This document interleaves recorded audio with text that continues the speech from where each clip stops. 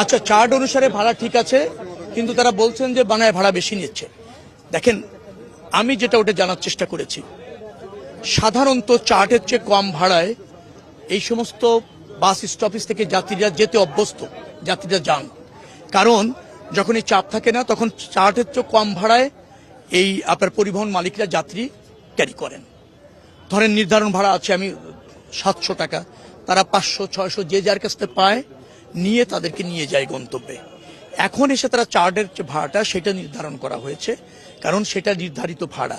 ওই যাত্রী ওই কম ভাড়ায় যেতে সে কিন্তু অভ্যস্ত, মাঝে মাঝে 100-200 টাকা সে কমে যায়। এখন যখন চার্টের ভাড়া বলা হচ্ছে, সে বলছে যে না, আগের চেয়ে তো 100 টাকা বেশি নেওয়া হচ্ছে।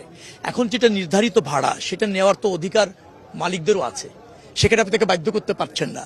আবার যাত্রী মনে করছে আগে তো 100 টাকা কম নিত, 200 টাকা কম নিত, ভাড়া তো 500 দিয়েও গিয়েছি, এখন কেন 600?